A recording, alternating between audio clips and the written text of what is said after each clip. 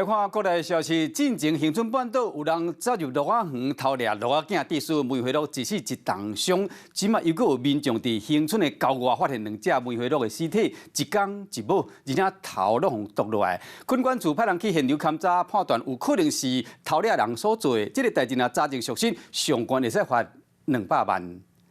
那也没办法勘查。也开始腐烂了。警察来到树林内底，看一只死去、红太头的鹿仔。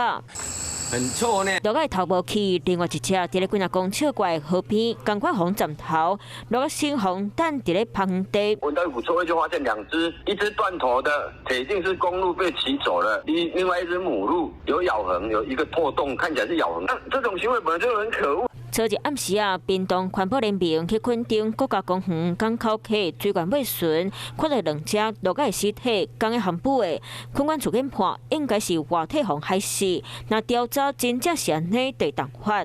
恶意猎杀，除依国家公园法裁处3000元罚款外，违反动物保护法第25条，可处2年以下有期徒刑，或并科20万元以上200万元以下罚金。进前风台天，盗贼仔偷走回来鹿仔园内底，甲鹿仔囝抱走。其中一只因为较大片，四肢较红绑起来单挑；另外2只警察走出了后，伫咧动保人员的抢救，同款发生一只死去、一只重伤的悲剧。拿去那个。即马佫传出梅花鹿红害死，警察当伫咧调查违法拍来的人。啊，那垦管处的梅花鹿护局，这几年做了真成功，鹿仔已经达到2000只以上，看起来敢若真有价值的内容，或者是有收藏价值的鹿仔头，这互拍来的人会想要甲害死偷摕。警察嘛呼吁，即马梅花鹿虽然已经毋是保育类，毋过若是甲害死扣掠到，会扣罚2年以下有期徒刑，上悬200万的罚金。